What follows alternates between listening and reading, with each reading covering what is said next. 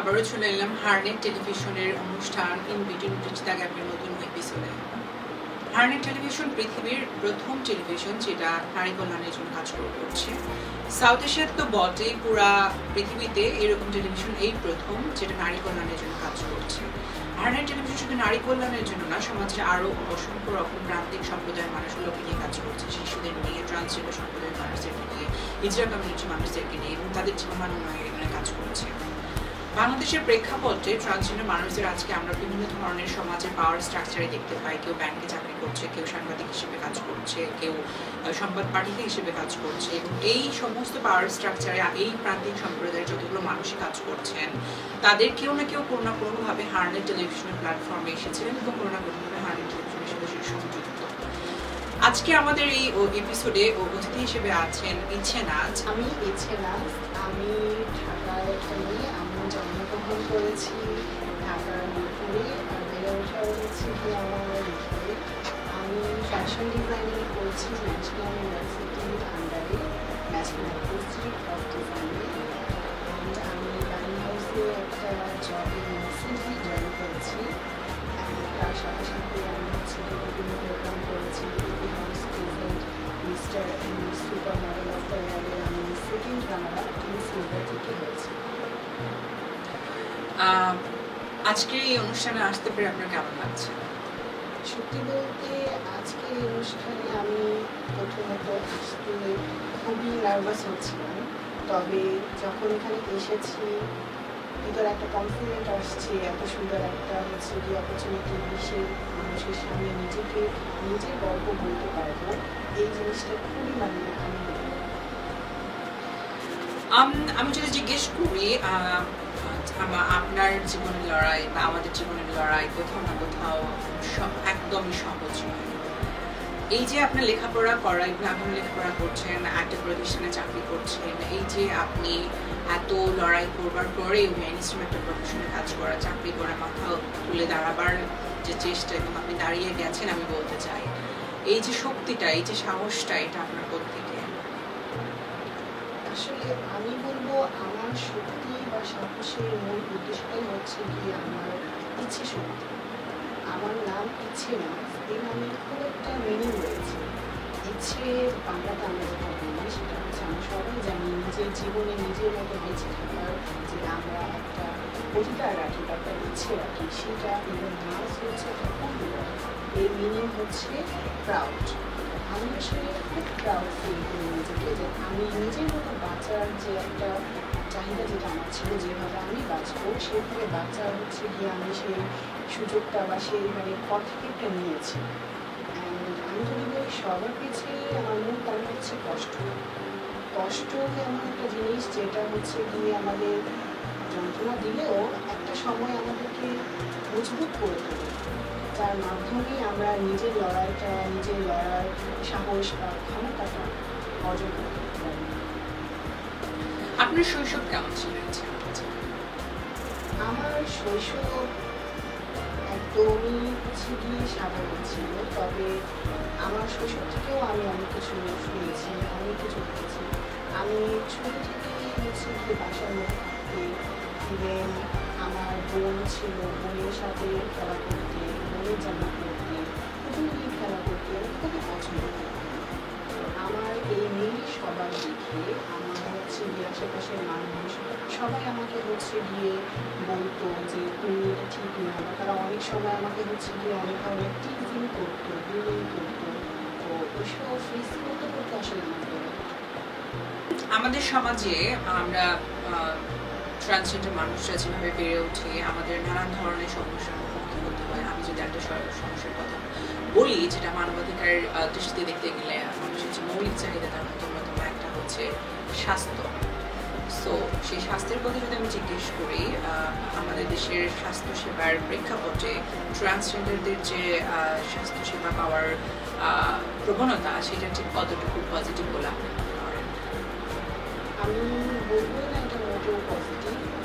আমি একজন ট্রান্সজেন্ডার, আমি যদি কোনো হাসপাতালে যাব, আমি যদি আমার ট্রান্স আইডেন্টি দিয়ে যাই, তাহলে তারা আমাকে হচ্ছে গিয়ে ডক্টরের কাছে যাওয়া তো পরের ব্যাপার। আমি যখন একটা সিরিয়ালে দাঁড়াবো তারা আমাকে হচ্ছে গিয়ে মেল সিরিয়ালে যেতে বলবে, ওখান থেকে আবার ফিমেলে, মানে আমার নিজের জন্য কোনো একটা ক্যাটাগরাইজ নেই। তো দেখা যায় আমি নিজের সেবাটাও ঠিকভাবে পাচ্ছি না, ডাক্তারের কাছে পৌঁছাবো, ওখান থেকে সেবা পাবো, তার আগেও অনেক কিছু আমরা হচ্ছে গিয়ে ফেস করতে হচ্ছে। তো আমি অবশ্যই বলবো যে এই দিক থেকে আমরা অবশ্যই এখনো সেই শিরোটা পাইনি, শিরোটা পাইনি। ট্রান্সজেন্ডার মানুষদের চিকিৎসা সেবার জন্য তাদের স্পেশাল কিছু নিডস লাগে, ট্রান্সফরমেশন রিলেটেড, যেমন হরমোন রিপ্লেসমেন্ট থেরাপি, বিভিন্ন ধরনের সার্জারি, যেটা ভারতবর্ষে অ্যাভেলেবল, তারপর থাইল্যান্ডে অ্যাভেলেবল, সিঙ্গাপুরে এবং পৃথিবীর আরও অন্যান্য দেশে। বাংলাদেশে আজও অব্দি এরকম সার্জারি ট্রিটমেন্ট প্রসেস আপনার মেডিকেল সিস্টেম আসলে ইনক্লুড হয়নি। এটার পেছনের কারণ কী বলে আপনি মনে করেন? এটার পিছের কারণটা আমি হচ্ছে গিয়ে যেটা বলবো সেটা হচ্ছে গিয়ে শিক্ষা ব্যবস্থা। সমাজের শিক্ষা ব্যবস্থার মধ্যে আমাদের যে ট্রান্সজেন্ডাররা, এই মানুষ যে ট্রান্সজেন্ডার জিনিসটা কি তারা সেটাই জানে না। তো তারা যখন ট্রান্সজেন্ডারটাই জানবে না, সেক্ষেত্রে তো হচ্ছে কি তারা আমাদের স্বাস্থ্য বা আমাদের মেন্টাল স্বাস্থ্য, আমাদের এই বিষয় থেকে পরে আসে। ফার্স্টে তাদের জানতে হবে আমরা আছি, আমরা বিলং করছি, আমাদের নিডস রয়েছে। তো আমি মনে করি যে মানুষের মধ্যে সেই শিক্ষাটা এখনও নেই। হিজড়া এবং ট্রান্সজেন্ডার দুটো দু রকমের। হিজড়া একটা ট্র্যাডিশন, একটা কালচার, ট্রান্সজেন্ডার একটা জেন্ডার আইডেন্টিটি। আপনি তো আপনাকে ট্রান্সজেন্ডার নারী হিসেবে আইডেন্টিফাই করেন। আপনার কি মনে হয় যে আপনি এখনও যখন রাস্তাঘাটে পথে ঘাটে চলতে যান, জীবনযাত্রার জীবিকার জন্য যখন আপনাকে বাইরে বেরোতে হয়, বিভিন্ন ধরনের জায়গাতে যেতে হয়, কাজ করতে হয়, এখনও কি আপনি বৈষম্যের শিকার হন? যদিও আপনি এখন একটা মেডিসিন প্রফেশনে কাজ করছেন, লেখাপড়া করছেন, মাথা উঁচু করে দাঁড়িয়ে আছেন, আপনার কি এখন এরকম সমস্যার মুখোমুখি হতে হচ্ছে? আসলে সমস্যা তো লাইফে থাকবে। আমি নিজেকে ট্রান্স আইডেন্টিফাই করছি, কিন্তু আমাকে হচ্ছে কি রাস্তায় চলার পথে অনেক সময় অনেক কথা ফেস করতে হয়। তবে আমি সেসব নেগেটিভ স্পিরিটগুলোকে আমি হচ্ছে গিয়ে পজিটিভ ওয়েতে দেখি। কারণ রাস্তায় চলার পথে কেউ যদি আমাকে ইজরা লাগছে, আমি সেটাকে কখনোই হচ্ছে গিয়ে একটা পজিটিভ ওয়েতে নিচ্ছি, আমি নেগেটিভ ওয়েতে নিচ্ছি না। কারণ একটা হিজড়া সে নিজের জীবনে অনেক কষ্ট, অনেকটা লড়াই সহ্য করে এখনও বেঁচে আছে আর তার বাঁচছে। তো সেই দিক থেকে আমি অনেকটাই পজিটিভলি দেখি। অ্যান্ড যেটা হচ্ছে গিয়ে আমাদের, হ্যাঁ অবশ্যই চলার পথে অনেক, শুধু আমাদের কিন্তু একটা নারীরা হচ্ছে গিয়ে সেই দিক থেকে কিন্তু সে অনেক ফেস করে আসছে, বা অনেক সময় অনেক হ্যারাসমেন্ট ফেস করে আসে। তো আমি বলছি না যে এগুলো ঠিক, তবে আমার সাথে যখন এগুলো হয় তখন আমি অবশ্যই তার জন্য স্ট্যান্ড নেওয়ার চেষ্টা করি। অ্যান্ড আমি মনে করি যে যাই হোক না কেন, আমি যদি পজিটিভ থাকি তাহলে সব কিছুর ইম্প্যাক্টটা at the end of the time positively আসবে। আপনার ভবিষ্যৎ স্বপ্ন কি? নিজেকে কোথায় দেখতে চান? আমার ভবিষ্যৎ স্বপ্ন ব্যাপারে যদি আমি বলবো, তো আমি নিজেকে এমন একটা এস্টাবলিশ মানুষ হিসেবে দেখতে চাই যেন আমাকে দেখে আমার কমিউনিটির মানুষ, আসলে আমার কমিউনিটির মানুষ নয়, সাধারণ যারা মানুষ রয়েছে তারাও যেন হচ্ছে গিয়ে একটা ইন্সপিরেশন পায় যে হ্যাঁ, একটা মানুষ সে যে ধর্মে বর্ণে যে লিঙ্গের মতো সর্বোপরি সে মানুষ। মানুষ হিসেবে সে যদি সে যোগ্যতা থাকে, সে ইচ্ছা শক্তি থাকে, সে সব কিছু অর্জন করতে পারে। আসলে প্রয়োজন তার সেই সুযোগ। আপনি লেখাপড়া করছেন ফ্যাশন ডিজাইন নিয়ে এবং আপনি মিডিয়াতেও কাজ করেছেন, বিউটি পেজনে পার্টিসিপেট করেছেন। মিডিয়া ইন্ডাস্ট্রিতে কাজ করবার ইচ্ছা আছে আপনার? সত্যি বলতে আমি ফ্যাশন রিলেটেড খুব একটা পারসন। ফ্যাশন আমার জন্য খুবই একটা ইম্পর্টেন্ট জিনিস, এটা আমি পড়াশোনা করেছি। তো ফ্যাশন আর মিডিয়া ওয়ার্ল্ডটা কোথাও কোনো কিছু কানেক্টেড। তো হ্যাঁ, অবশ্যই আমি মিডিয়াতে কাজ করতে চাই। আমি নিজেকে খুবই একটা জনপ্রিয় মিডিয়া একটা পার্সন হিসেবে দেখতে চাই। বাট তবে আমার যেটা লক্ষ্যটা হচ্ছে যে আমি নিজেকে যেভাবে হোক না কেন সেই পর্যায়ে নিতে চাই, যেন আমার মাধ্যমে মানুষ হচ্ছে ইন্সপিরেশন পায়, সেটা যেভাবে বাংলাদেশের এই যে মিডিয়া ইন্ডাস্ট্রি, মডেলিং বলেন, আপনি টিভি নাটক বলেন, ফিল্ম বলেন, আমরা যদি ভারতবর্ষের দিকে তাকাই, ভারতবর্ষ আমাদের কাছের একটা দেশ, ওখানে নানান ধরনের মিডিয়ার নানান ধরনের সেক্টরে আসলে ট্রান্সজেন্ডার নারীরা, পুরুষেরা কাজ করে যাচ্ছেন। একেবারে খুব জোরে সোরে কাজ করছেন ওখানে, যদিও ওখানেও অনেক সমস্যা আছে, কিন্তু তুলনামূলকভাবে আমাদের চাইতে ওখানে এই ট্রান্সজেন্ডার সম্প্রদায়ের মানুষদের কাজের পরিবেশ অনেক ভালো। তো বাংলাদেশের মিডিয়া ইন্ডাস্ট্রির দিকে যদি তাকাই আমরা, তাহলে আপনার কি মনে হয় যে আমাদের মিডিয়া ইন্ডাস্ট্রি কতটুকু লিবারেল, কতটুকু রেডিক্যাল, যে তারা আসলে এই ধরনের আমাদের সম্প্রদায়ের বা ডিফারেন্ট মার্জিনালাইজড কমিউনিটির মানুষগুলোকে নিয়ে কাজ করতে কতটুকু আগ্রহ বা কতটুকু কাজের পরিবেশ আছে আপনি মনে করেন?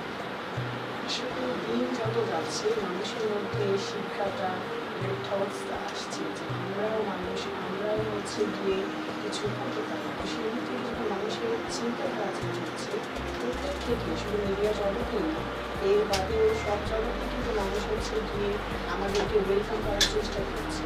তো আমি মনে করি যে মিডিয়া জগতে শুধু তা নয়, আমরা তো সব দিক থেকেই আমাদের চাহিদাটা পাচ্ছে। মানুষ আমাদেরকে হচ্ছে গিয়ে আগে যাওয়া, আমাদের পথ তৈরি করে দেওয়ার চেষ্টা করছে।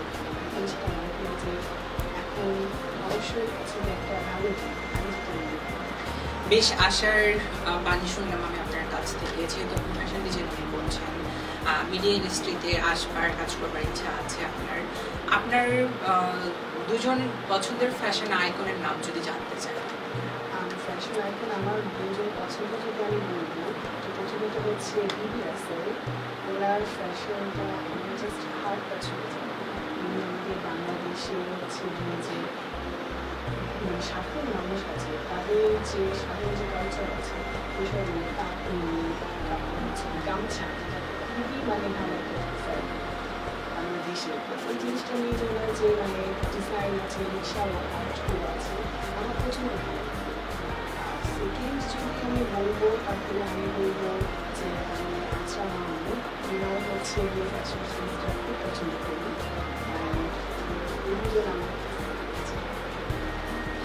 ধন্যবাদ আপনাকে নাজ।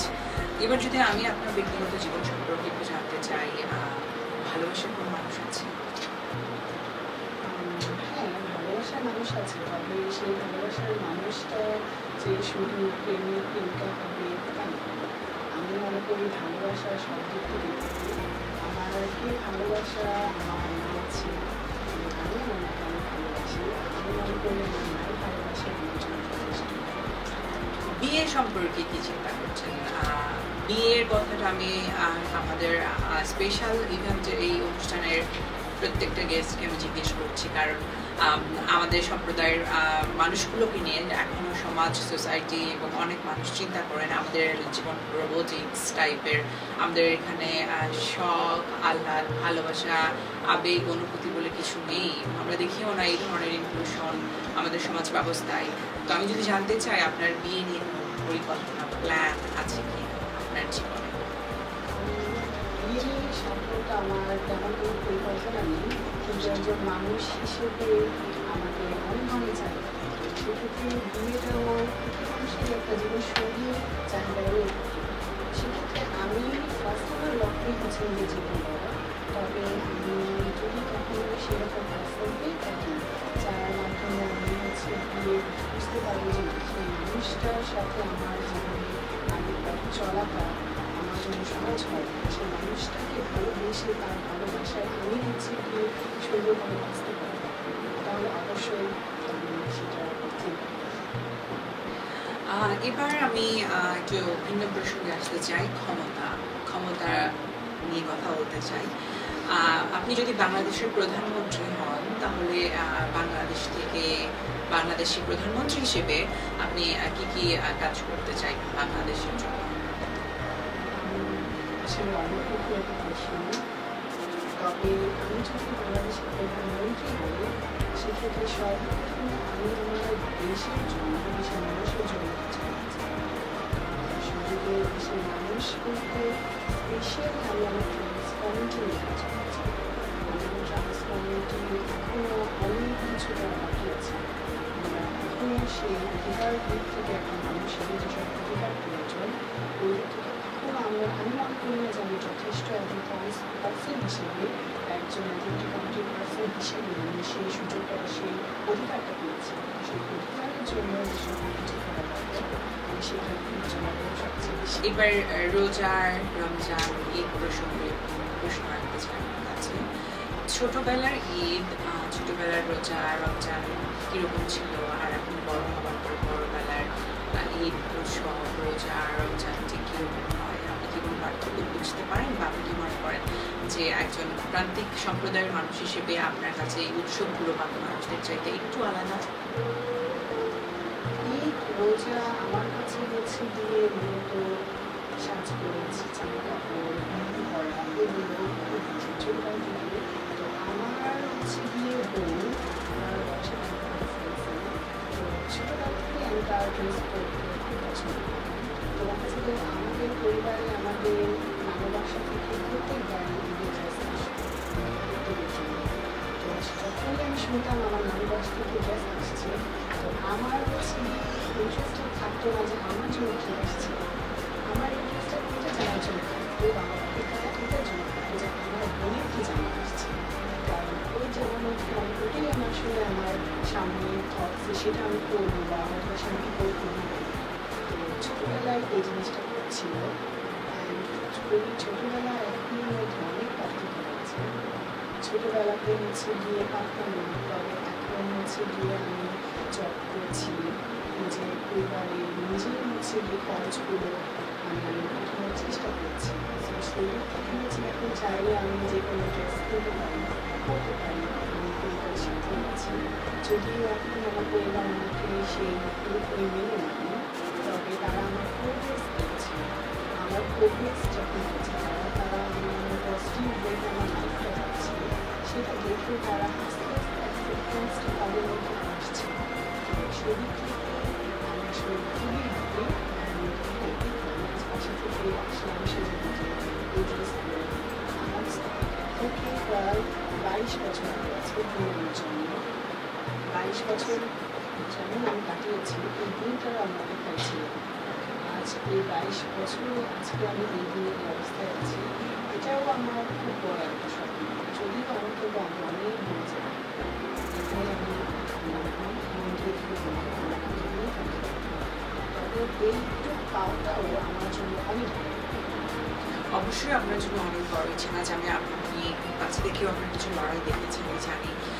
আমি আশা করবো যে আমাদের এই প্রোগ্রামটা আপনার বাবা মা দেখবেন এবং তারা নিশ্চয়ই আপনাকে নিয়ে প্রাউড ফিল করবে। আপনি আপনার জীবনের গ্রাফ ঠিক কোথা থেকে শুরু হয়েছিল আর আজকে আপনি কোথায় উঠে যাচ্ছেন। আমার মনে হয় যে সমাজ তো বটে এবং আপনার পরিবার অবশ্যই এই জিনিসগুলোকে দেখবে এবং খুব পজিটিভভাবে চিন্তা করবে। এতক্ষণ অনেক ভারী ভারী আলোচনা করলাম আমরা। এখন আপনার সাথে আমরা একটা গেম খেলতে চাই, হুইসপারিং গেম।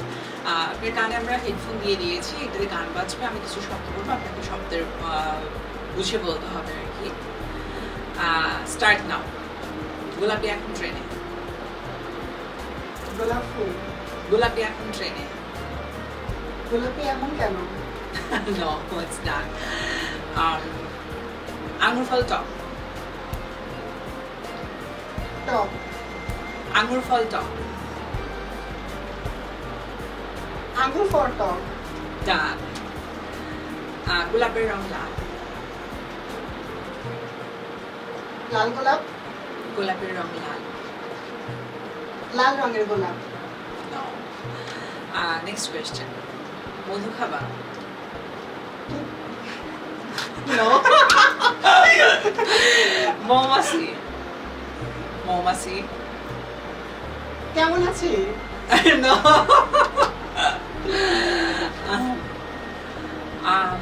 ফুলের ভ্রমণ। ফুলের ভ্রমণ। Yes, done.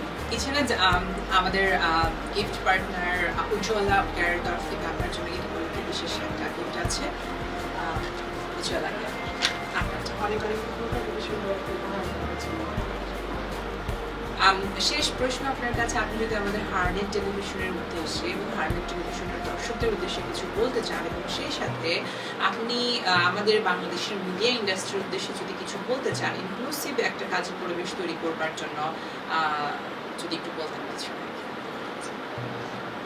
আমি প্রথমত হার্নেস টিভির কাছে খুবই ধন্যবাদ, আন্তরিক ধন্যবাদ জানাতে চাই আমাদের মতো ট্রান্স কমিউনিটির মানুষকে সেই সুযোগ করে দেওয়ার জন্য, নিজের গল্প নিজের কথা মানুষের কাছে তুলে দেওয়ার জন্য। আর আমি হচ্ছে কি আমাদের মিডিয়া ইন্ডাস্ট্রির ব্যাপারে যদি বলবো, আমি যতটুকু জানি মিডিয়া ইন্ডাস্ট্রিতে এখন সেই পথটা বা সেই স্বাগত জিনিসটা হচ্ছে। তো আমি আশা করবো অনেক মিডিয়া পার্সোনাল যারা আছেন, যাদের মিডিয়াতে খুব ভালো নাম আছে বা যারা সেই পর্যায়ে আছে, যারা মিডিয়াতে আমাদের মতো ট্রান্স পার্সনদেরকে সেই সুযোগটা করে দিতে পারে, আমি তাদের কাছে রিকোয়েস্ট থাকবে যে আমাদেরকে সেই পথ করে দেওয়ার জন্য। আমরা যেন সেই পথ চলে মিডিয়াতে হচ্ছে যে আমরা সেই নামটা, সেই মর্যাদা, সেই স্থানটা করে দিতে পারি। ট্রান্সজেন্ডার সম্প্রদায়ের প্রান্তিক মানুষদের জন্য যদি কিছু বলার থাকে আপনার? ট্রান্সজেন্ডার যদি আমি আমার কমিটির মানুষের ব্যাপারে বলতে চাই, আমি একটা কথাই বলবো যে কখনো হেরে যাওয়া চলবে না। চোখের পানি শুরু করবে, কষ্ট পাবে, তবে লাইফে আপস অ্যান্ড ডাউন অবশ্যই আছে। তো যেটা সবচেয়ে বেশি ইম্পর্টেন্ট সেটা হচ্ছে গিয়ে লড়াই করা।